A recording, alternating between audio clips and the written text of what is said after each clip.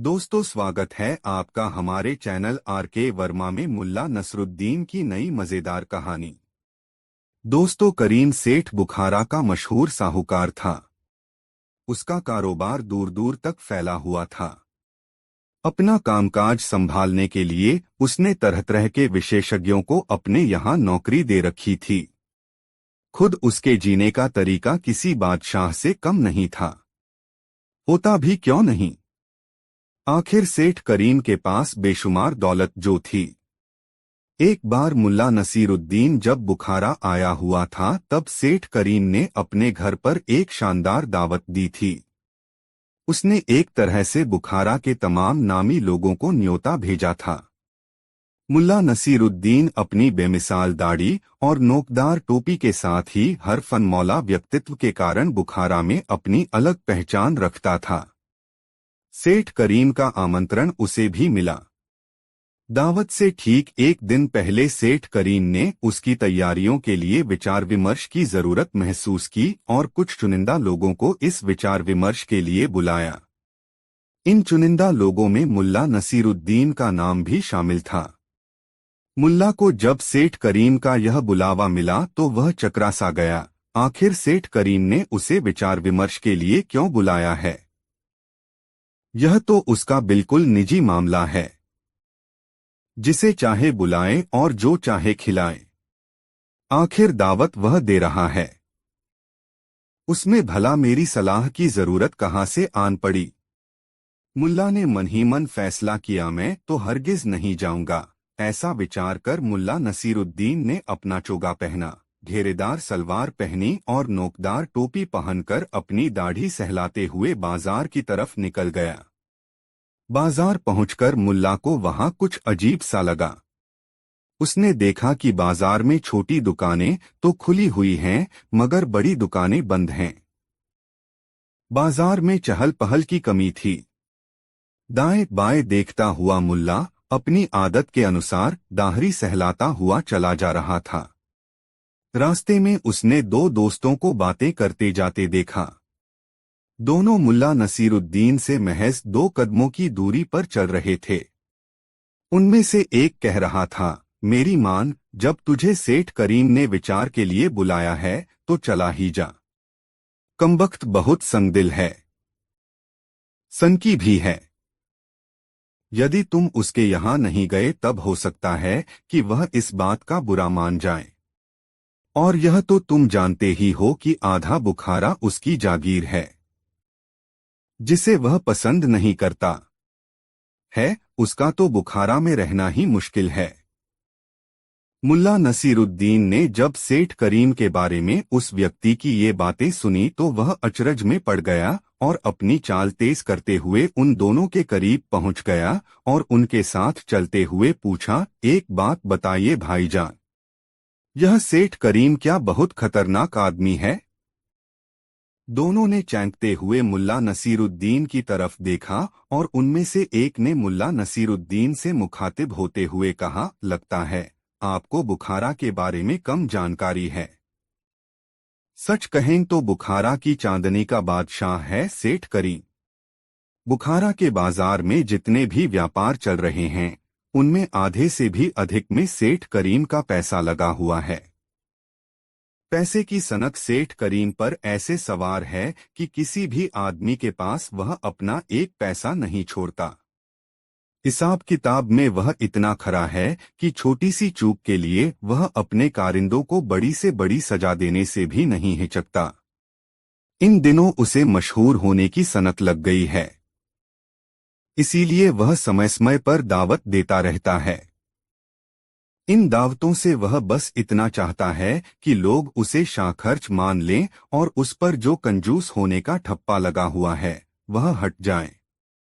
सेठ करीम के बारे में मिली इन जानकारियों से मुल्ला नसीरुद्दीन ने उसके पास नहीं जाने का विचार त्याग दिया और तय कर लिया कि वह सेठ करीम के बुलावे पर अवश्य जाएगा और देखेगा कि इस शख्स में ऐसी क्या खास बात है कि लोग उससे इतना खौफ खाते हैं।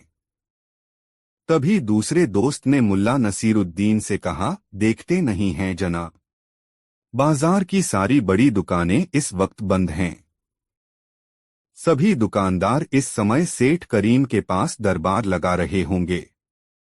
इतना सुनने के तत्काल बाद मुल्ला नसीरुद्दीन ने भी अपना रुख सेठ करीम के महल की ओर कर लिया और तेज कदमों से चलता हुआ सेठ करीम के पास पहुंच गया।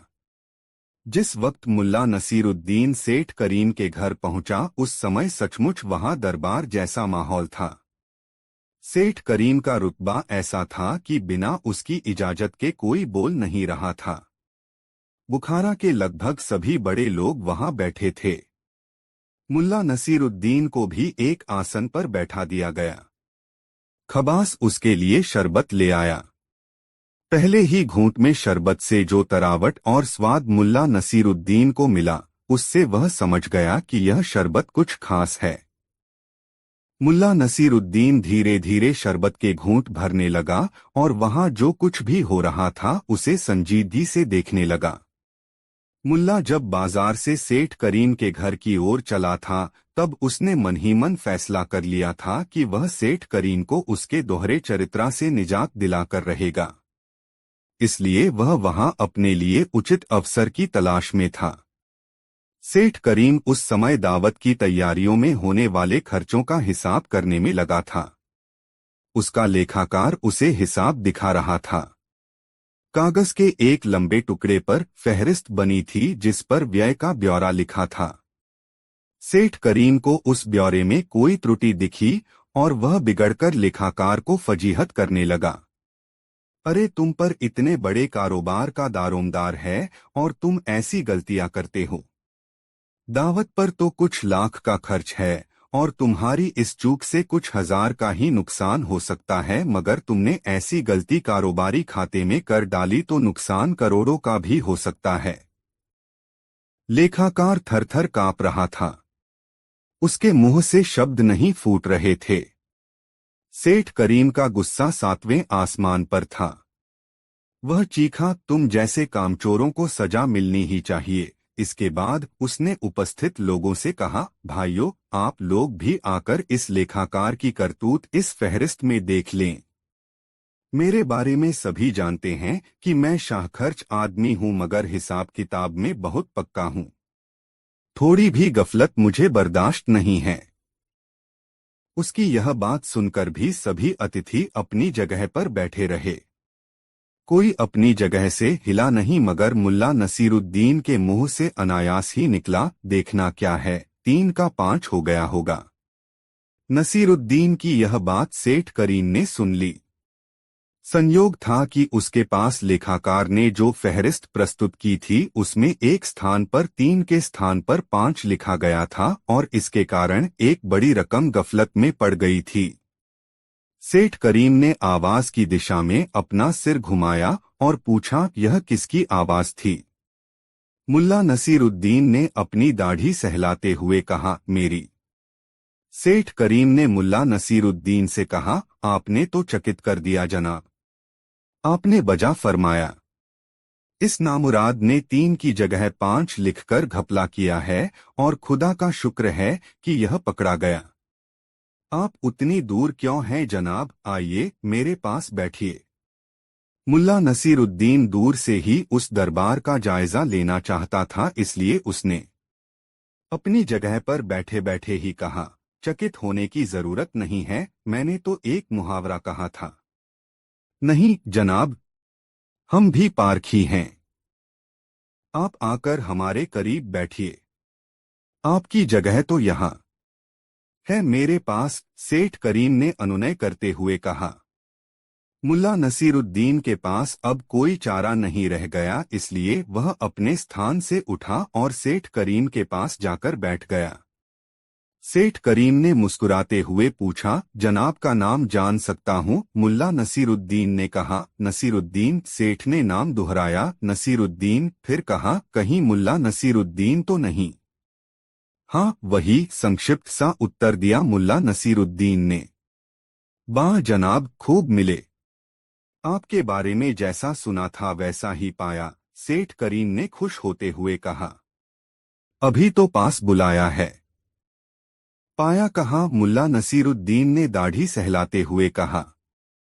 पाया नहीं तो पा भी लेंगे, सेठ करीम ने हंसते हुए कहा, मैंने जो चाहा है उसे पाया भी है। खुशी हुई जानकर मुल्ला नसीरुद्दीन ने कहा, मगर मैं अभी किसी की चाहत के रूप में शुमार नहीं किया गया। इतना कहने के बाद मुल्ला नसीरुद्दीन हंसने लगा। सेठ करीम भी मुल्ला नसीरुद्दीन के साथ हंसने लगा था। उसकी हंसी रहस्यमय थी, जिससे यह जाहिर नहीं हो रहा था कि यह हंसी प्रसन्नता की हंसी है या कटाक्ष की। मुल्ला नसीरुद्दीन को अपने पास बैठाकर फिर से लेखाकार की तरफ मुखातिब हुआ। हाँ, तो तुम क्या समझ रहे थे कि तुम्हारी यह जालसाजी पकड़ी नहीं जाएगी? मूर्ख, इस तरह की गड़बड़ी मैं सबसे पहले पकड़ता हूँ। अब तुम सजा पाने के लिए तैयार हो जाओ, सेठ करीम ने बेहद ठंडे स्वर में लेखाकार से कहा। सजा का नाम सुनते ही लेखाकार की पेशानी पर पसीने की बूंदें छलक पड़ी। वह थर-थर कांपते हुए घुटनों के बल खड़ा हो गया और सेठ करीम के सामने गिड़गिड़ाने लगा, हुजूर, लेखा में कलम की चूक के लिए मैं शर्मिंदा हूँ। मगर सरकार, यह गलती किसी गोलमाल के इरादे से नहीं की गई है।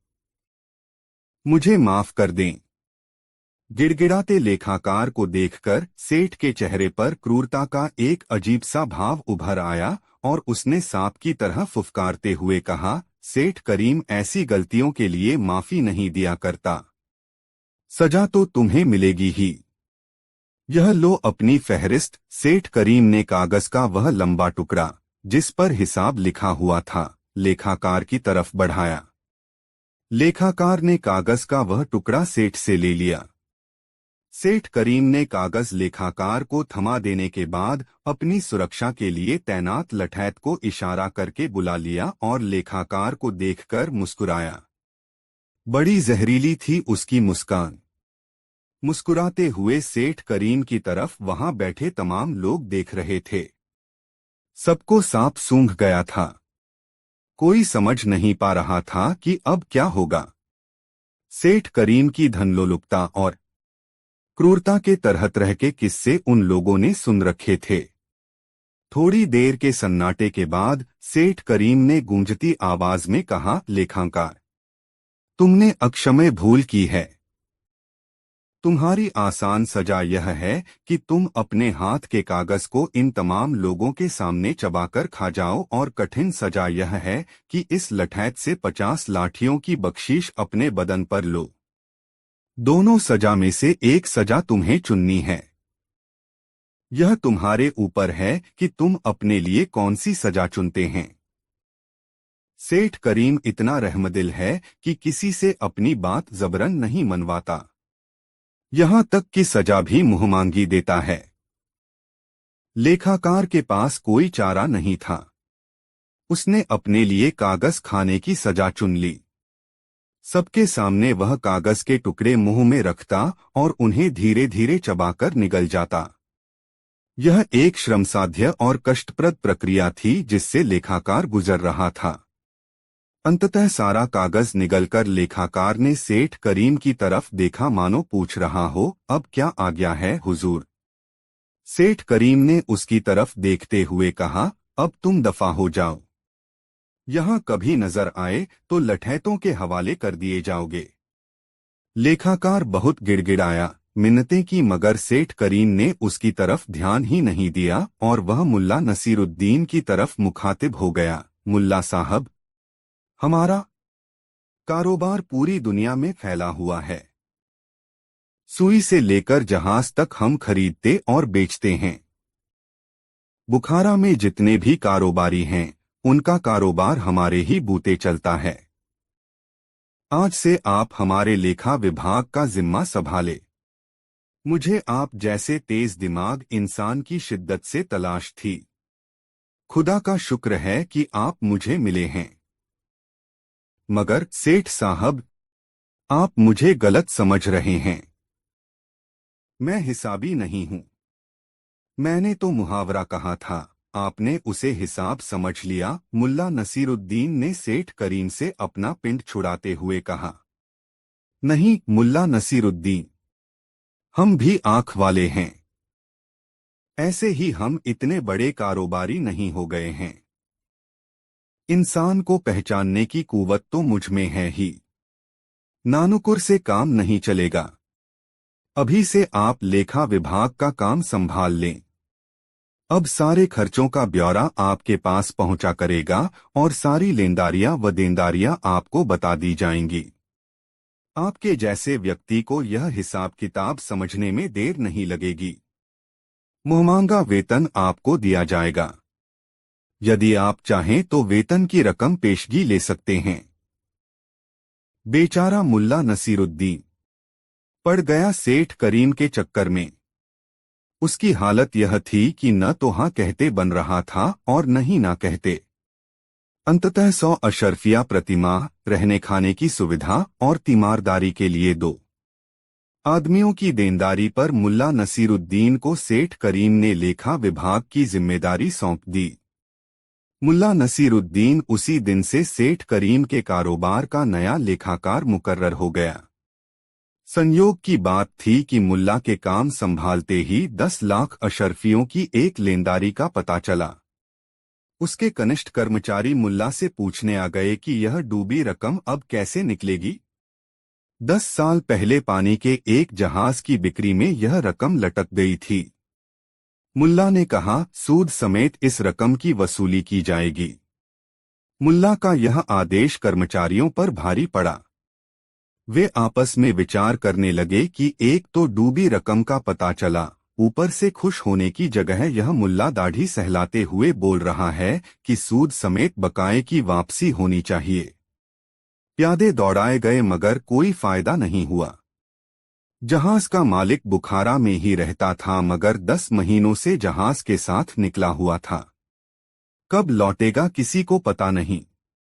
यही सूचना ला सके प्यादे। मुल्ला नसीरुद्दीन ने अनुमान लगाया, पानी के जहाज से कहीं भी जाने में 5-6 महीने लगते हैं और आने में भी 5-6 महीने, तो यह कारोबारी जो 10 महीने से बाहर है अब लौटने वाला है। एक दिन सेठ करीम के सामने मुल्ला नसीरुद्दीन ने उस डूबी रकम की चर्चा छेड़ दी। सेठ करीम ने समझा कि मुल्ला नसीरुद्दीन के कमाल से ही इस डूबी रकम का पता चल पाया है। इसलिए उसने मुल्ला नसीरुद्दीन से कहा, मुल्ला साहब, यह रकम भी आप ही वसूलें। किसी और के बूते की बात नहीं कि डूबा पैसा निकाल लाएं। सबके सब काहिल हैं, इन्हें बस पगार समय पर चाहिए। सेठ करीम के पास बैठा मुल्ला नसीरुद्दीन अपनी दाढ़ी सहलाता रहा। सेठ करीम वहां से उठकर चला गया। तब भी मुल्ला नसीरुद्दीन वहीं बैठा अपनी दाढ़ी सहलाता रहा। दरअसल उस वक्त मुल्ला नसीरुद्दीन यह सोच रहा था कि जहाजी लोग बहुत दिलदार होते हैं। राजा महाराजाओं के साथ व्यापार करने के कारण उनमें राजा महाराजाओं वाले गुण भी आ जाते हैं। जहाजी जब घर लौटता है तब इफरात पैसा कमा चुका होता है। यदि समय पर उससे मिल लिया जाए तो सेठ करीम के पैसे भी वापस आ जाएंगे और ब्याज के रूप में कुछ रकम और मिल जाएगी। मुल्ला नसीरुद्दीन ने दूसरे दिन ही अपने सभी सहयोगियों को बुलाकर कहा, जहाज वाले से पैसे वसूलने मैं जाऊंगा। ब्याज भी वसूलना मेरा काम होगा। तुम लोग सिर्फ इतना करो कि जहाजी के लौटने की खबर मुझको मिल जाए, इसकी व्यवस्था करो। अभी 10-12 दिन ही बीते थे कि एक दिन मुल्ला नसीरुद्दीन को उस जहाजी के आने की सूचना मिल गई और मुल्ला नसीरुद्दीन दाढ़ी सहलाते हुए बिना वक्त गवाए जहाजी के मकान की तरफ पैदल ही चल पड़ा। रास्ते में उसने एक गधा किराए पर लिया और 2 खाली बोरियां भी खरीद लीं। जब मुल्ला नसीरुद्दीन जहाजी के मकान पर पहुंचा तब वहां बेशकीमती सामानों की बोरियां करीने से सजाई जा रही थीं। मुल्ला नसीरुद्दीन ने जहाजी को अपना परिचय सेठ करीम के खजांची के रूप में दिया और कहा, हमारी 10 लाख अशर्फियों से 1 करोड़ अशर्फियों बनाई हैं आपने, और फिर 1 करोड़ से 3 करोड़ और 3 करोड़ से 9 करोड़ बनाकर 9 महीने में चले 10 महीने 12 दिन में पहुंचे हो। अब कर दो हमारा हिसाब, नहीं तो बादशाह जान जाएगा तुम्हारा हिसाब। मुल्ला नसीरुद्दीन की बात सुनकर जहाजी चकरा गया। यह सच था कि जब वह यहाँ से चला था तो जहाज पर 10 लाख अशर्फियों का माल ही लादा गया था और 1 करोड़ में उसकी बिक्री हुई थी। फिर उसने 1 करोड़ का माल जहाज पर लादा जिसकी बिक्री 9 करोड़ में हुई। यदि बादशाह को उसकी कमाई का पता चल जाए तो आधी कमाई नजराने में चली जाएगी। ऐसा सोचकर जहाजी ने मुल्ला नसीरुद्दीन को आदर से बिठाया और उसने 10 लाख अशर्फियां दी और सूद मांगने पर 3,000 अशर्फियों और दी। इसके बाद मुल्ला के आगे हाथ जोड़ लिए। मुल्ला नसीरुद्दीन ने अशर्फियों को बोरों में बंद किया और गधे पर बोरों को लादकर सीधे सेठ करीम के पास पहुंचा। सेठ करीम उस समय अपनी बेगम के साथ था। किसी को उसके कमरे की ओर जाने की इजाजत नहीं थी। कमरे के बाहर जनखों का परा था। जब मुल्ला के बार बार कहने पर भी कोई सेठ करीम को खबर करने के लिए तैयार नहीं हुआ, तब मुल्ला करीम ने चीख चीख कर कहना शुरू किया, सेठ करीम सुनो, एक गधा अशर्फियों के साथ खड़ा तुम्हारे दरवाजे पर तुम्हारा इंतजार कर रहा है। सेठ करीम के कानों तक मुल्ला नसीरुद्दीन की आवाज पहुंची। वह अपने कमरे से यह सोचकर बाहर आया कि मुल्ला नसीरुद्दीन बिना कारण तो आया नहीं होगा, जरूर कोई बहुत जरूरी बात होगी। सेठ करीम ने अपने घर के दरवाजे पर पहुंचकर कहा, आओ। मुल्ला नसीरुद्दीन, नहीं सेठ करीम, आज मुझे नहीं, इस गधे को बोरे सहित कमरे में बुलाओ। 10,03,000 अशर्फिया यह गधा जहाजी के घर से ले आया है, मुल्ला नसीरुद्दीन ने कहा। सेठ करीम को समझ में आ गया कि मुल्ला नसीरुद्दीन जहाजी के पास से उसकी डूबी रकम सूद समेत निकाल लाया है। नसीरुद्दीन के इशारे पर वह गधे को कमरे में ले गया और अशर्फियों से भरी बोरियां उतारकर गधे को वापस लेकर मुल्ला नसीरुद्दीन के पास आया। मुल्ला नसीरुद्दीन ने गधे की लगाम थामते हुए सेठ करीम से कहा, सेठ, मुझे अभी 2 अशर्फिया दे दो, 1 अशर्फी गधे का किराया और 1 अशर्फी की दोनों बोरियां। अरे गधे का भाड़ा अशर्फियों में? 1 अशर्फी में 2 बोरियां तो महंगी हैं, सेठ करीम ने चौंक कर पूछा। मुल्ला नसीरुद्दीन ने अपनी दाढ़ी सहलाते हुए कहा, भाड़ा गधे का नहीं सोचता मैं तो देखता हूं कि गधे को भाड़े पर किसने लिया है। मुल्ला नसीरुद्दीन नाम है मेरा, हर काम का मेरा अपना तरीका है। सेठ करीम ने विनम्रतापूर्वक कहना शुरू किया, अरे मुल्ला साहब, आप तो नाराज हो गए। ये लीजिए 2 अशर्फिया। मैं भला आपको नाराज कर सकता हूं? यह डूबी रकम निकाल लाने और 3,000 अशर्फिया अधिक लाने का इनाम भी तो आपको मिलना ही चाहिए। कल आप अपना हिसाब किताब देख लें। आपकी जो लेनदारी होगी वह और अपनी तरफ से जो देना होगा वह भी मैं कल दे दूंगा। मुल्ला नसीरुद्दीन 2 अशर्फिया लेकर वहां से चल दिया। गधे वाले को उसने 1 अशर्फी दी तथा 1 अशर्फी अपनी जेब के हवाले कर गधे वाले की दुआएं लेता हुआ अपने घर लौट गया। दूसरे दिन मुल्ला नसीरुद्दीन एक बड़ी सी रोटी लपेटकर कांख में दबाए सेठ करीम के पास पहुंचा।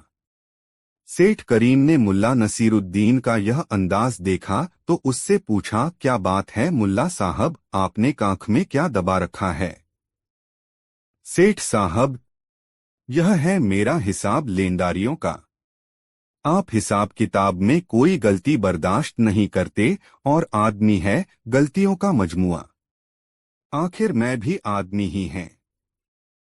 मैंने सोचा कि गलती मुझसे भी हो सकती है, इसलिए अपना हिसाब मैंने रोटी पर तैयार किया है।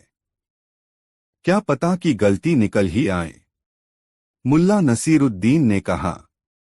क्या मतलब? सेठ करीम ने पूछा। मतलब यह कि लेखाकार को आपने एक गलती पर कागज का पुलिंदा निगलने की सजा सुनाई थी। मैं कागज नहीं खा सकता, इसलिए मैं रोटी पर हिसाब लिख लाया हूं, मुल्ला नसीरुद्दीन ने कहा। सेठ करीम को मुल्ला के इस कथन से बड़ी ग्लानि हुई। उसने उस दिन ही लेखाकार को नौकरी पर बुला लिया और मुल्ला नसीरुद्दीन को 3,000 अशर्फिया देकर विदा किया। जब मुल्ला नसीरुद्दीन वहां से जाने लगा तब अचानक सेठ करीम को एक झटका सा लगा कि तेज दिमाग नसीरुद्दीन अब उसका मुलाजिम नहीं है, तो उसके मुंह से निकला, अब क्या होगा। दोस्तों, यह कहानी आपको कैसी लगी कमेंट में जरूर बताएं। दोस्तों, एक बार मुल्ला नसीरुद्दीन की पत्री उससे झगड़ पड़ी।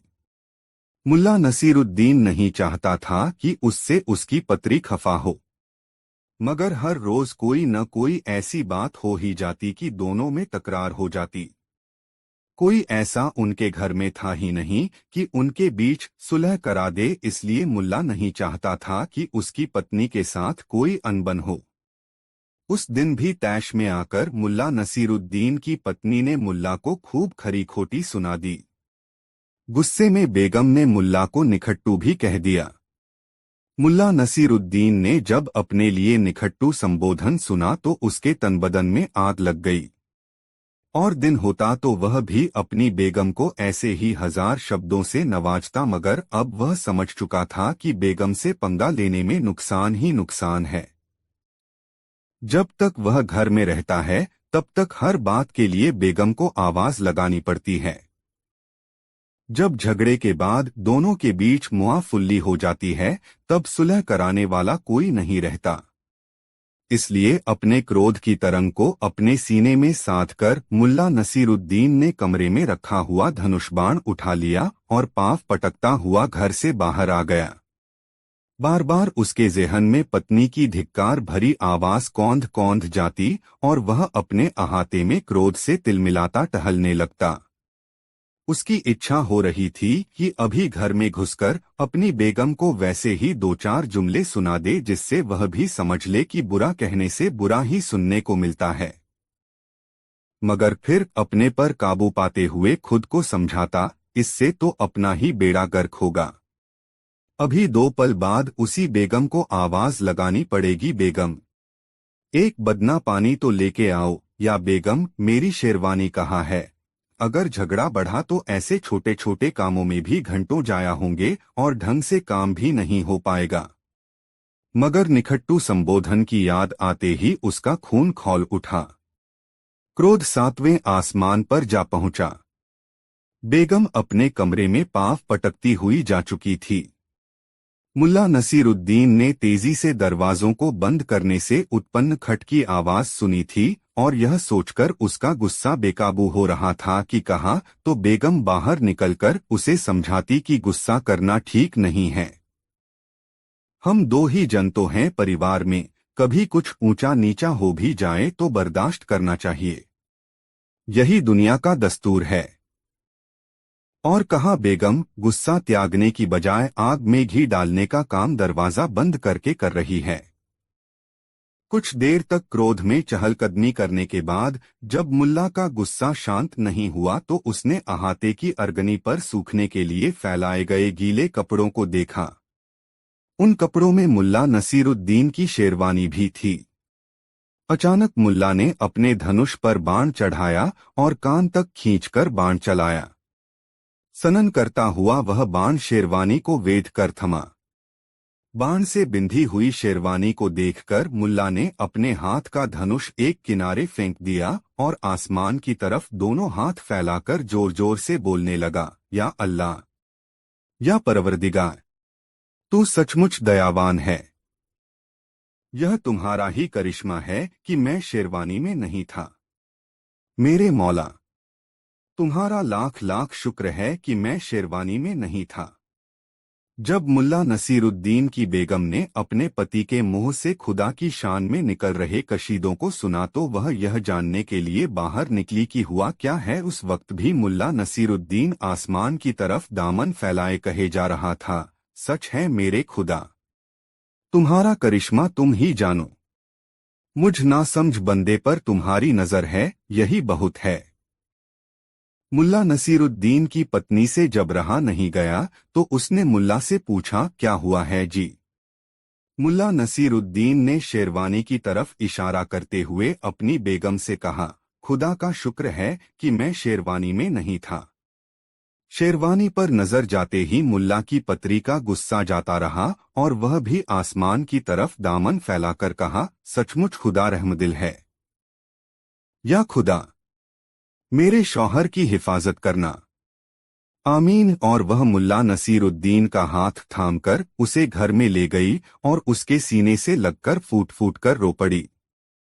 मुल्ला ने महसूस किया कि उसकी पत्नी भी उसे बहुत प्यार करती है। दोस्तों, अजमल खां बुखारा के सूबेदार का मुहलगा रयत था। चापलूसी करने में उसका कोई सानी नहीं था। सूबेदार की हाँ में हाँ मिलाने वालों में उसका स्थान अव्वल था। काजी असलम मियां भी सूबेदार के ऐसे खास लोगों में शुमार किया जाता था जो सूबेदार के एक संकेत पर झूठ को सच या सच को झूठ करार दे सकता था। मुल्ला नसीरुद्दीन कुछ दिनों से सूबेदार की ताबेदारी में था। अजमल खां और असलम मियां दोनों ही मुल्ला को अपनी राह का रोड़ा मान रहे थे। उन्हें डर था कि कहीं मुल्ला नसीरुद्दीन अपने बुद्धिबल से सूबेदार का दिल न जीत ले। मुल्ला नसीरुद्दीन न तो चापलूसी करता था और न चापलूसी करने वालों को अपने पास फटकने देता था। अजमल खां अपनी चापलूसी की बदौलत सूबे की रेती जमीन के कई टुकड़ों पर खेती करने का अधिकार सूबेदार से हासिल कर चुका था। सूबेदार अपनी प्रशंसा से खुश होने वाला इंसान था और अजमल खां उसकी इस कमजोरी का खूब लाभ उठाता था। थोड़ी सी तारीफ करने के बाद वह सूबेदार से कहता, हुजूर, अमुक स्थान पर जमीन का एक छोटा टुकड़ा परती पड़ा हुआ है। धरती तो वह भली जो अन्न उगाती हो। बंजर धरती से राज्य का नुकसान ही होता है। इससे बड़ा अपशकुन किसी राज्य के लिए कोई दूसरा नहीं हो सकता। आप कहें तो हुजूर, मैं उस परती जमीन पर हल चलवाऊं, उस बंजर धरती में फसलें उगाऊं। उस चापलूस की बात सुनकर सूबेदार कहता, हाँ हाँ, क्यों नहीं, मैं काजी को बोल दूंगा। तुम जाकर उस जमीन का पट्टा तैयार करवा लेना। कोई दिक्कत हो तो बताना। इस तरह अजमल खां ने पूरे सूबे में जगह जगह पर बड़े बड़े भूखंडों पर अपना अधिकार कर लिया था। वह जब भी सूबेदार से मिलने जाता तो अपने साथ किसी फसल की सौगात लेकर जाता। कहता, सूबेदार साहब, आपने अमुक चीज तो हजारों बार खाई होगी, मगर मैं जो लेकर आया हूँ, खाकर देखिए, ऐसा स्वाद आपने पहले नहीं चखा होगा। सूबेदार उसकी सौगातों से खुश होता। मुल्ला नसीरुद्दीन को सूबेदार की ताबेदारी में लगे कुछ दिन ही हुए थे, मगर उसने यह समझ लिया था कि अजमल खां की ताकत उसकी चापलूसी में है और यह सूबेदार चापलूसी पसंद आदमी है।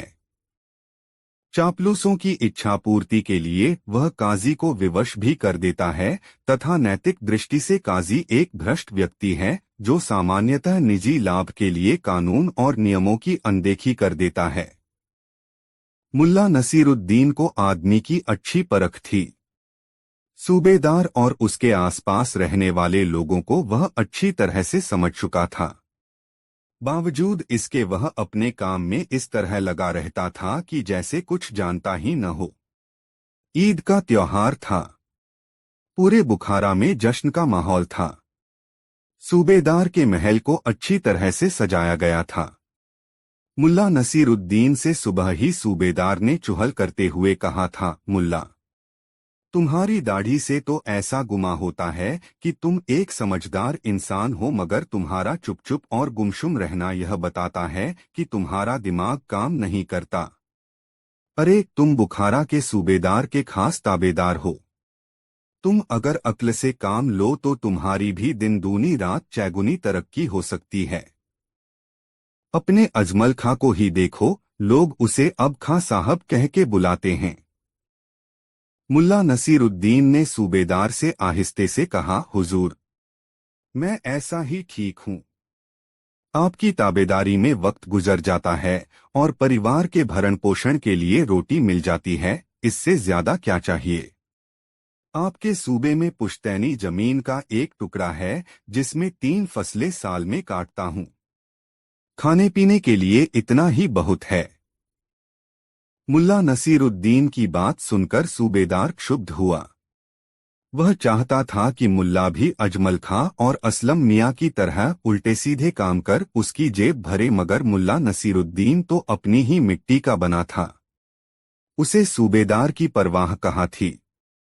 ऐसे लोग जो अपनी मेहनत की कमाई से संतुष्ट हो जाते हैं, उन्हें आने वाले कल की न तो चिंता होती है और न ही किसी की परवाह। मुल्ला नसीरुद्दीन भी ऐसा ही था। ऐन ईद की सुबह मुल्ला के जवाब से सूबेदार क्षुब्ध हो उठा था। उसने मन ही मन फैसला किया कि मुल्ला नसीरुद्दीन को वह अपनी चालों से अजमल खां और असलम मियां जैसा हामेहा मिलाने वाला ताबेदार बनाकर रहेगा, भले ही इसके लिए उसे मुल्ला को तंग ही क्यों न करना पड़े। शाम को सूबेदार के महल में ईद का जश्न मनाया जा रहा था। मुल्ला नसीरुद्दीन ताबेदारी में लगा था। असलम मियां और अजमल खां दोनों ही सूबेदार के खास मेहमान की हैसियत से उस जश्न में शामिल हुए। मुल्ला नसीरुद्दीन उन्हें सेवैया परोसता रहा।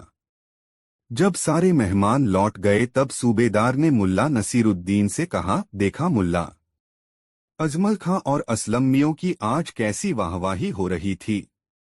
यह वाहवाही उन्हें मेरी निकटता की वजह से हासिल हुई है।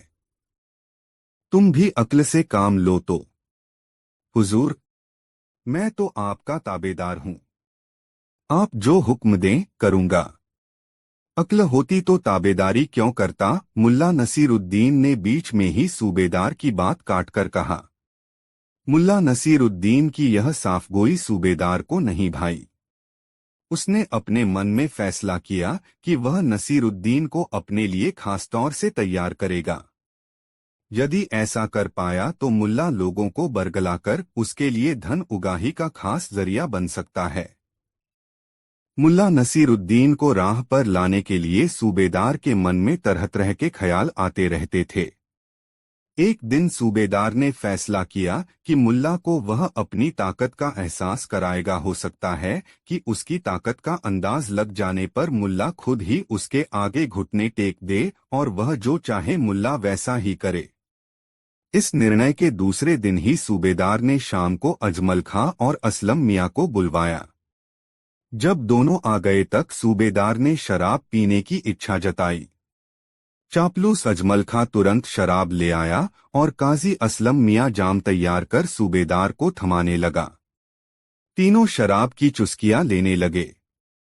जब शराब का नशा सूबेदार पर हावी होने लगा तब सूबेदार ने चापलूस अजमल खां से कहा, सुनो अजमल, अपना जो ताबेदार है मुल्ला नसीरुद्दीन, उसे राह पर लाने की जरूरत है। वह आदमी बहुत काम का हो सकता है यदि मेहनत मशक्कत से जीने की अपनी जिद छोड़ दे। उसे रास्ते पर लाने के लिए मैं उसे अपनी ताकत दिखाने की तरकीब सोच रहा हूं। तुम ऐसा करो कि उसकी जमीन पर लगी फसल के आधे हिस्से की दावेदारी कर दो। यह दावेदारी ऐसी हो कि मुल्ला की सारी फसल पर ही तुम्हारा कब्जा हो जाए। फसलें होती क्या हैं? गेहूं, धान, अरहर, मक्का, यही न? तुम दावा करना कि जमीन से ऊपर की फसल तुम्हें मिलनी चाहिए। मैं काजी से कहकर तुम्हें इसका पट्टा दिलवा दूंगा। इस तरह मुल्ला को यह अंदाज हो जाएगा कि हमसे मिलकर रहने में ही उसकी भलाई है। संयोग से मुल्ला नसीरुद्दीन उस समय उस जगह से गुजर रहा था और उसने सूबेदार की बातें सुन लीं। वह उन बातों को सुनकर जरा भी नहीं घबराया और मन ही मन मुस्कुराता हुआ वहां से चला गया। इस घटना के लगभग 1 महीने बाद सूबेदार ने मुल्ला नसीरुद्दीन को बुलाकर कहा, मुल्ला, तुम्हारी जमीन पर अजमल खां ने दावा किया है। उसने दस्तावेजी प्रमाण देकर बताया है कि उसके पुरखे और तुम्हारे पुरखे उस जमीन पर साथ साथ खेती करते थे तथा फसल तैयार होने पर आधा आधा बांट लेते थे। मुल्ला ने शालीनता से कहा, खां साहब इतने बड़े आदमी हैं, झूठ तो नहीं ही बोलते होंगे हुजूर। तो तुम फसल बांटने के लिए तैयार हो? सूबेदार ने मुल्ला नसीरुद्दीन से पूछा। हुजूर का हुक्म सिर आंखों पर, मुल्ला नसीरुद्दीन ने उसी शालीनता से कहा। उसी वक्त सूबेदार ने एक प्यादे को बुलाकर कहा, काजी को बुला लाओ। काजी असलम मियाँ तुरंत हाजिर हुआ। आते ही पूछा, क्या हुआ सूबेदार साहब? खादिम को क्यों तलब किया गया है? अभी एक पट्टा बना दो कि मुल्ला नसीरुद्दीन की जमीन पर लगी फसल का ऊपरी भाग अजमल खां काटकर ले जा सकते हैं और जमीन के भीतर की फसल पर मुल्ला नसीरुद्दीन का हक होगा, सूबेदार ने काजी से कहा। फिर मुल्ला नसीरुद्दीन की तरफ देखते हुए पूछा, क्यों मुल्ला नसीरुद्दीन ठीक है न? जी हाँ हुजूर। आप न्यायकर्ता हैं तो गलत क्या होगा? बस हुजूर, यह भी हुक्म जारी कर दें कि फसल की कटाई पिटाई का खर्च अजमल खां ही देंगे, मुल्ला नसीरुद्दीन ने सूबेदार से गुजारिश की। हाँ हाँ, क्यों नहीं, इतना तो अजमल खां को करना ही चाहिए, सूबेदार ने कहा और काजी की तरफ मुखातिब होकर आदेश दिया। हाँ, उस पट्टे में यह बात साफ तौर पर लिखी जानी चाहिए कि फसल की कटाई और बटाई का खर्च अजमल खां को ही भरना पड़ेगा। काजी वहां से सूबेदार को सलाम करता हुआ चला गया। मुल्ला नसीरुद्दीन निश्चिंत भाव से अपने काम में लग गया, जैसे कुछ हुआ ही न हो, और सूबेदार परेशान हो उठा कि आखिर मुल्ला नसीरुद्दीन है किस मिट्टी का बना कि पूरी फसल काट लिए जाने के फरमान के बाद भी शांत है, जैसे कुछ हुआ ही न हो। दूसरे दिन ही अजमल खां को काजी ने पट्टा थमा दिया। पट्टा लेकर अजमल खां जब मुल्ला नसीरुद्दीन के खेत पर गया, तब उसके पास सिर पीट लेने के अलावा कोई चारा नहीं था, क्योंकि खेत में आलू की क्यारियां थीं। अब पट्टे के मुताबिक आलू का पौधा अजमल खां को मिलना था और आलू मुल्ला नसीरुद्दीन को। आलू की कोड़ाई का सारा खर्च अजमल खां को पट्टे के मुताबिक भरना पड़ा और आलू का पौधा खेत से उठाकर ले जाना पड़ा। मुल्ला नसीरुद्दीन खुश था कि बिना खर्च किए उसके आलू खेत से घर पहुंच गए और खेत की सफाई भी हो गई। इस घटना से सूबेदार, अजमल खां और असलम मियाँ का मुंह लटक गया। उनकी चाल उल्टी पड़ी। गम गलत करने के लिए तीनों शराब पीने बैठे गए। सूबेदार पर जब नशा हावी होने लगा, तब उसने अजमल खां से कहा, तुम्हारी मेहनत और पैसा दोनों पानी में गया, पर तुम चिंता मत करो, तुम्हारे इस नुकसान की भरपाई मैं कराऊंगा। अजमल, इस बार काजी से कहकर तुम्हारे लिए मुल्ला नसीरुद्दीन की खेत से जमीन के नीचे की फसल लेने का पट्टा बनवा देता हूं, तुम्हारे घाटे की इससे भरपाई हो जाएगी। अजमल खां की आंखों में उस वक्त मुल्ला नसीरुद्दीन के खेत के आलू घूम रहे थे। उसने आदत के अनुसार तुरंत हामी भरी, जी हाँ सूबेदार साहब, यही ठीक रहेगा। दूसरी तरफ मुल्ला नसीरुद्दीन यह समझ चुका था कि सूबेदार इस बार की पटखनी से घबरा गया होगा और अब अपना फरमान बदलेगा। इसलिए उसने खेत में गेहूं लगवा लिया और सूबेदार के नए फरमान की प्रतीक्षा करने लगा।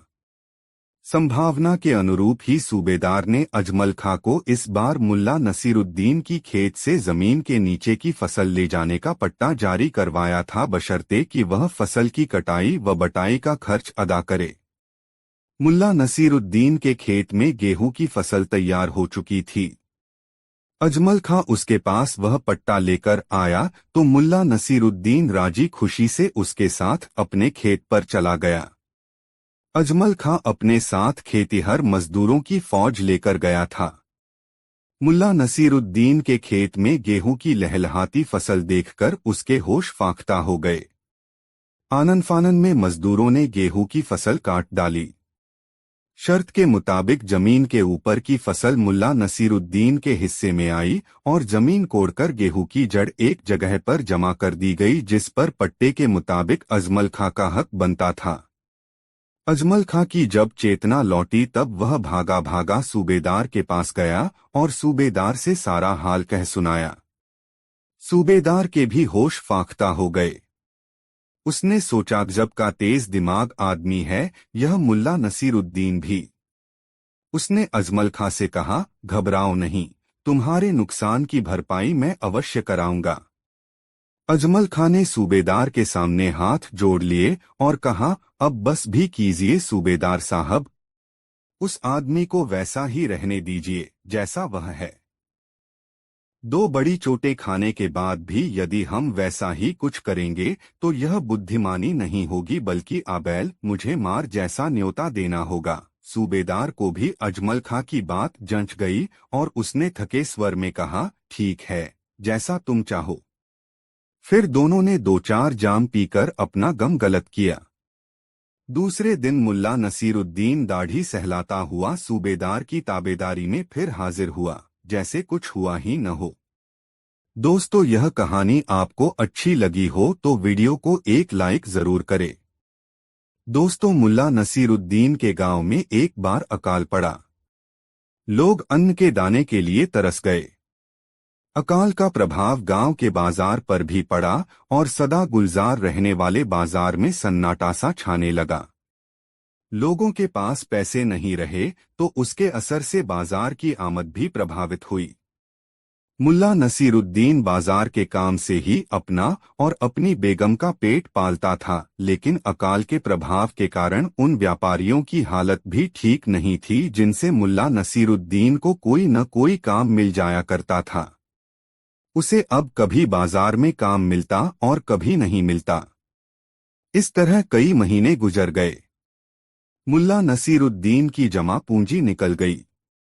खस्ताहाली की वजह से उसकी बेगम चिड़चिड़ी हो गई। मुल्ला नसीरुद्दीन इन स्थितियों के बीच भी अपनी अलमस्ती में रहता और अपनी बेगम से कहता, बेगम, खुदा के इस बंदे के रहते तुम्हें जरा भी फिक्र करने की जरूरत नहीं। बस तुम हर हाल में खुश रहा करो।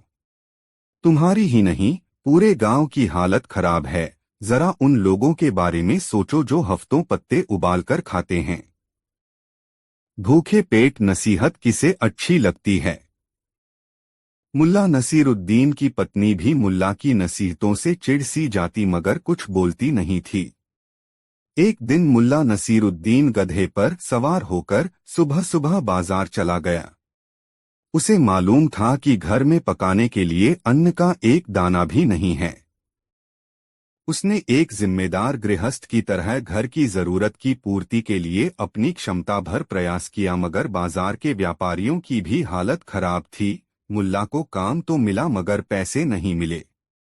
काम देने वाले व्यापारी ने उसे बाद में पैसा देने का वादा करके भेज दिया। जब शाम ढले मुल्ला नसीरुद्दीन अपने घर खाली हाथ वापस आया तब उसकी बेगम ने उससे बहुत रुसे स्वर में कहा, घर में अनाज का एक दाना भी नहीं है और तुम सब कुछ जानते हुए खाली हाथ वापस आए हो। आखिर ऐसे कब तक चलेगा? आखिर दिन भर तुम करते क्या रहे? करता क्या रहा? मैं खुदा का बंदा हूं। जहां खुदा भेज दे चला जाता हूं और जो काम दे दे कर लेता हूं, मुल्ला नसीरुद्दीन ने तल्खी से कहा। मुल्ला नसीरुद्दीन को तल्ख होता देखकर बेगम का गुस्सा सातवें आसमान पर पहुंच गया। वह क्रोध में धधकती हुई बोली, वाह क्या कहने! दिन भर निठल्ले की तरह मटर गश्ती करो और शाम को बीवी को बताओ कि मैं तो खुदा की नौकरी करता हूं। खुदा जो कहता है वही करता हूं तो अपने खुदा से पगार क्यों नहीं मांगते हो? खुदा से पगार मांगो। कहो खुदा से कि तुम्हारा परिवार हो रहा है फाकाक्षी का शिकार। मुल्ला नसीरुद्दीन को बेगम की बातें चुभ गईं। बेगम का गुस्सा चूंकि वाजिब था इसलिए उसने कुछ कहा नहीं और तुरंत गधे पर सवार होकर घर से बाहर चला आया। गधा अपनी मस्ती में चल रहा था और मुल्ला नसीरुद्दीन गधे पर बैठा सोच रहा था, जाऊं तो कहाँ जाऊं? मांगू तो किससे? सबकी हालत जानता हूं। किसी के पास अपना ही पेट भरने के लिए अनाज नहीं है तो कोई कहां से मेरी सहायता करेगा? उसका गधा चला जा रहा था। लगातार गांव की सड़कों पर चलने के आदि इस गधे को किसी दिशा निर्देश की जरूरत नहीं थी। गधे पर बैठा मुल्ला नसीरुद्दीन सोच रहा था, आखिर मैंने इतनी छोटी सी जरूरत के लिए खुदा का नाम क्यों ले लिया? अब अगर बिना अनाज लिए घर जाऊं तो कैसे? वह मन ही मन दुखी हो रहा था। वह यह सोचकर घर से निकला था कि बेगम का गुस्सा शांत होगा तब घर लौट आएगा, मगर अब उसके पेट में भी चूहे कूद रहे थे और वह यह बात समझ रहा था कि जब तक पेट भरने का इंतजाम न हो जाए बेगम का क्रोध शांत होने वाला नहीं। वह ख्यालों में डूबा रहा। गधा चलता रहा। मुल्ला को एक बार ख्याल भी आया कि अब घर लौट जाना चाहिए, मगर फिर मन के किसी कोने से आवाज आई, बिना पैसे या अनाज के नहीं। चलते चलते थककर गधा एक जगह पर रुक गया। गधे के रुकने से मुल्ला नसीरुद्दीन की तंद्रा टूटी। उसने देखा गधा नदी के किनारे रुक गया है। उसने सोचा गधे को प्यास लगी है। वह खुद भी भूखा और प्यासा था। गधे से वह उतर गया और प्यार से गधे को सहलाया, फिर नदी की धारा के पास उसे ले जाकर पानी पिलाया। जब गधा पानी पीकर तृप्त हो गया तब उसे नदी किनारे के एक पेड़ के नीचे खड़े करके फिर प्यार से सहलाया और उसे थपथपाते हुए कहा, मैं भी पानी पीकर आऊं। मुल्ला नसीरुद्दीन ने भी पानी पिया। पानी पीने के बाद उसे थकान अनुभव होने लगी। वह गधे के पास ही जमीन पर लेट गया। थोड़ी देर में ही उसे नींद आ गई। सूरज की पहली किरण ने जब उसे सहलाया तब उसकी नींद खुली। ठंडी हवा के झोंकों की मस्ती ने उसमें जैसे नया प्राण फूंका। चिड़ियों के कलरव को उसने देर तक मुग्ध होकर अपनी पलकें मूंद कर सुना। भूख प्यास का कोई एहसास उस वक्त उसे नहीं था। उसने नदी में डुबकी लगाई और तरोताजा होकर नदी किनारे ही एक पेड़ के नीचे बैठकर सोचने लगा, बेगम ने कल कुछ नहीं खाया और आज भी कहीं से कुछ मिलने की उम्मीद नहीं है। गधा नदी किनारे इधर उधर उगी सूखी कुम्हलाई दूब चरने में व्यस्त था। मुल्ला नसीरुद्दीन को अपनी बेगम की बात याद आई, तू खुदा का बंदा है तो खुदा से अपनी पगार क्यों नहीं मांगता। मुल्ला नसीरुद्दीन के दिमाग में यही बात गूंजने लगी। भूख से त्रास्त मुल्ला नसीरुद्दीन को अपनी नहीं, अपनी बेगम की चिंता थी।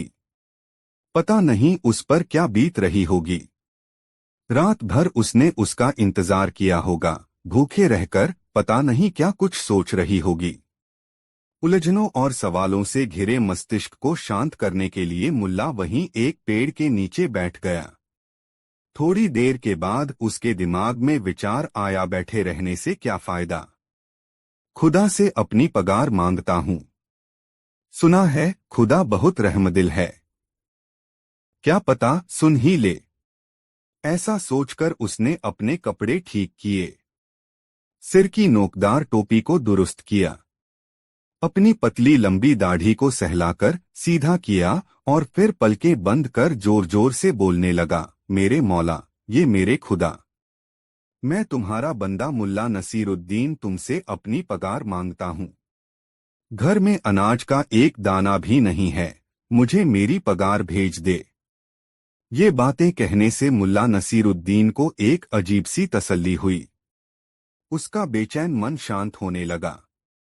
इस सुखद एहसास को समेटने के लिए मुल्ला नसीरुद्दीन पलकें बंद किए कहने लगा, मेरे खुदा, मेरे मौला, मैं भूखा हूं, मेरी बेगम भूखी है।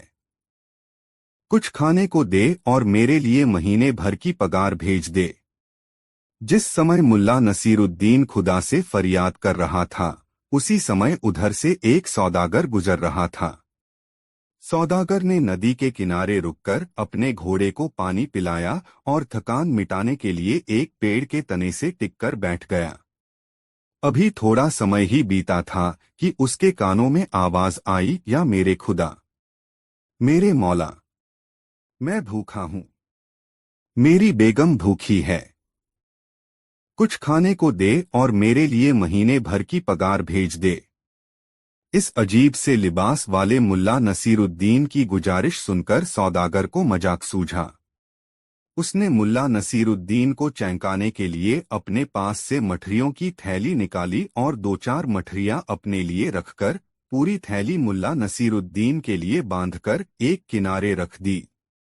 फिर उसने अशरफियों की अपनी थैली निकाली और एक हाथ में अशरफियों की थैली और दूसरे हाथ में मठरियों की थैली लेकर मुल्ला नसीरुद्दीन के पास गया और उसके सामने धीरे से दोनों थैलियां रख दी, फिर दबे पांव वहां से चलकर अपनी जगह आकर बैठ गया। वह देखना चाहता था कि अब मुल्ला नसीरुद्दीन क्या करता है। मठरियों से उठती सोंधी गंध जब मुल्ला नसीरुद्दीन ने महसूस की तो अनायास ही उसकी आंखें खुल गईं। उसने अपने सामने रखी दोनों थैलियों को देखा, फिर आसपास दृष्टि दौड़ाई। कहीं कोई नजर नहीं आया। तब उसने थैली खोली और एक थैली में झांकती मठरियां दिखीं और दूसरी में अशर्फिया। मुल्ला नसीरुद्दीन ने अपनी दोनों बाहें आकाश की ओर फैला दीं और कहा, खुदा, तुम बड़े रहमदिल हो। तुमने मेरी पुकार सुन ली। मठरियां देखकर मुल्ला नसीरुद्दीन की भूख जाग गई। उसकी इच्छा हुई कि वह मठरियां खा ले, मगर तभी उसे याद हो आया कि उसकी बेगम भी तो भूखी है। उसने मठरियों की थैली और अशर्फियों की थैली उठाई और अपने गधे पर सवार होकर घर की ओर चल पड़ा, यह सोचकर कि घर पहुंचकर मियां बीवी चैन से मठरियां खाएंगे। सौदागर मुल्ला नसीरुद्दीन को गधे पर सवार होकर जाते हुए देखता रहा। उसने सोचा कि कोई बात नहीं, थोड़ी देर यह आदमी खुशी के कुछ लम्हे जी ले, फिर वह उसे अशर्फियों की सच्चाई बताकर उससे अशर्फियां मांग लेगा। गधे से वह जा रहा है, घोड़ा तो गधे से तेज चलता है, पलक झपकते ही पकड़ में आ जाएगा। अभी जाने दो। मुल्ला नसीरुद्दीन अपने घर की राह पर मुड़ गया। तब सौदागर ने अपना घोड़ा दौड़ाना शुरू किया।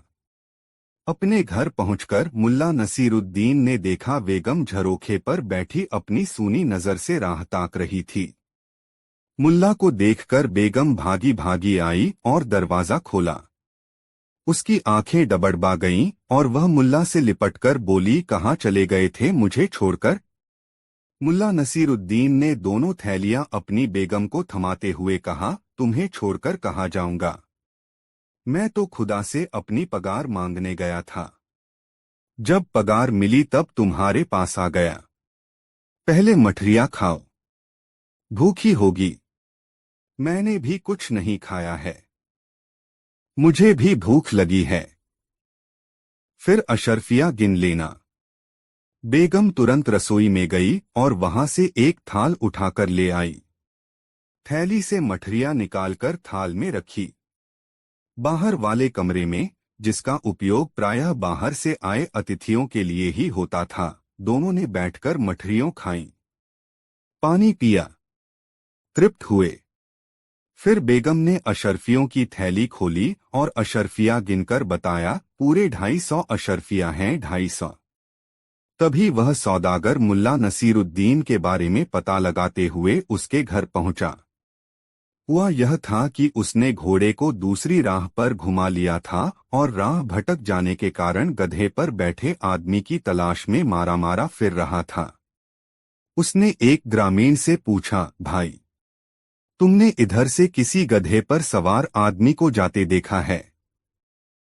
तपाक उस ग्रामीण ने कहा, गधा सवार?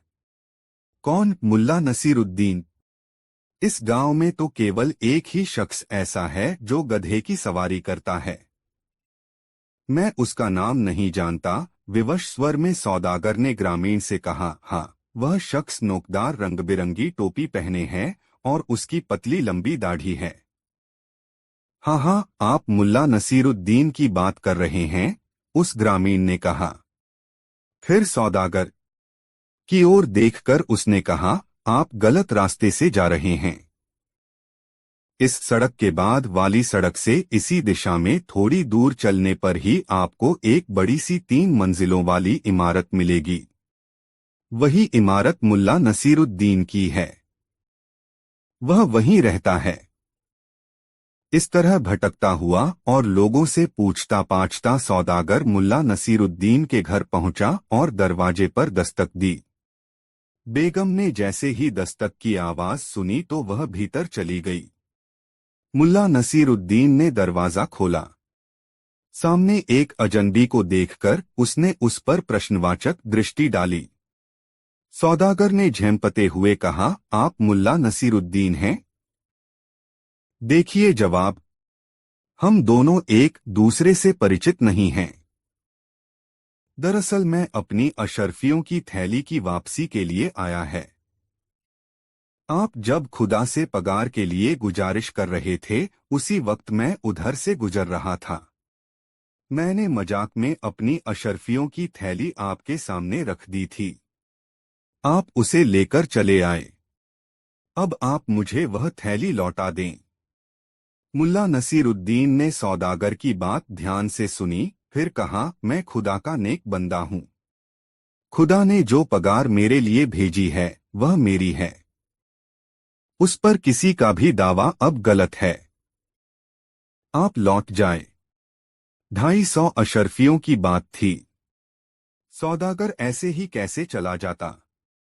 सौदागर और मुल्ला नसीरुद्दीन के बीच अशर्फियों के लिए चकचक शुरू हो गई। अंत में हार कर सौदागर ने कहा, आप ऐसे नहीं मानते तो काजी के पास चलें। काजी जो फैसला करेगा, मैं मान लूंगा। काजी के पास मैं चलूं, मुझे इसमें कोई एतराज नहीं है, मगर तुम मेरे लिबास की हालत देखो। इस हालत में तो मैं किसी भी सूरत में काजी के पास नहीं जाऊंगा, मुल्ला नसीरुद्दीन ने सख्ती से कहा। दरअसल रात में अपने लिबास पहने हुए ही मुल्ला नसीरुद्दीन जमीन पर सो गया था। नदी किनारे की नमीयुक्त जमीन होने के कारण उसके कपड़े मिट्टी में सन गए थे। सौदागर ने मुल्ला नसीरुद्दीन के कपड़ों को देखा और मन ही मन कुछ सोचकर कहा, कोई बात नहीं है जनाब। आपको मैं अपनी शेरवानी और सलवार निकाल कर दे देता हूँ। आप इन्हें पहन लीजिए। सौदागर ने अपनी शेरवानी उतारी और सलवार का नाड़ा खोला और मुल्ला नसीरुद्दीन को दोनों कपड़े देकर कहा, बस जनाब, आप एक मेहरबानी करें, एक लुंगी मुझे दे दें ताकि उसे पहनकर मैं आपके साथ काजी के पास चल सकूं। मुल्ला नसीरुद्दीन ने तुरंत एक लुंगी सौदागर को दे दी। सौदागर ने लुंगी लपेट ली और मुल्ला नसीरुद्दीन ने शेरवानी और सलवार पहन ली। सौदागर ने कहा, अब आप अशर्फियों की थैली लेकर मेरे साथ काजी के पास चलें। ऐसे कैसे चलें? तुमने मेरी जूती देखी है? कैसी लग रही है? कीचड़ से लथपथ, बदरंग और मैली। क्या मैं वह जूती पहनकर काजी के पास चलूं? हरगिज नहीं, मुल्ला नसीरुद्दीन ने आंखें तरेरते हुए कहा।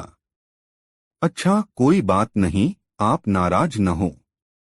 मेरी जूती ले लें। सौदागर ने अपनी जूती उतारकर मुल्ला नसीरुद्दीन के सामने रख दी। लीजिए जनाब, यह जूती पहन लीजिए। मुल्ला नसीरुद्दीन ने जूती पहन ली। सौदागर ने कहा, अब तो चलेंगे काजी के पास। अब तो कोई समस्या नहीं है। समस्या कैसे नहीं है? समस्या तो है ही। नहीं, मैं नहीं जाऊंगा। इस तरह काजी के पास मुल्ला नसीरुद्दीन ने पाँव पटकते हुए कहा। अब क्या समस्या रह गई जनाब?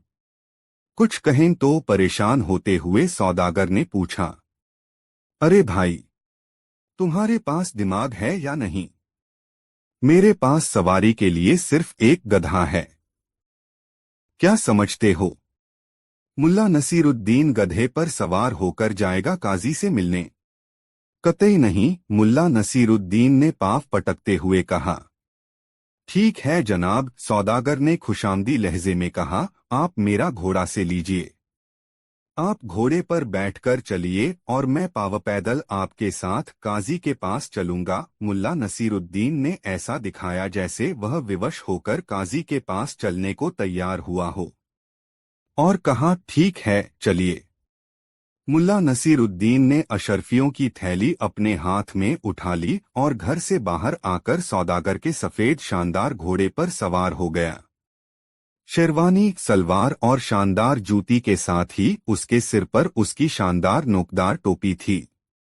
घोड़े पर जाता हुआ मुल्ला नसीरुद्दीन किसी सुल्तान से कम नहीं दिख रहा था, और घोड़े के साथ साथ लुंगी गंजी में चलता सौदागर, जो नंगे पांव भी था, किसी सिरफिरे से कम नहीं लग रहा था। चलते चलते आखिर दोपहर तक दोनों काजी के पास पहुंच ही गए। काजी को देखकर मुल्ला नसीरुद्दीन ने काजी को सलाम किया और कहा, हुजूर, मुझे इस सिरफिरे से बचा लो। काजी ने ऊपर से नीचे तक सौदागर को देखा।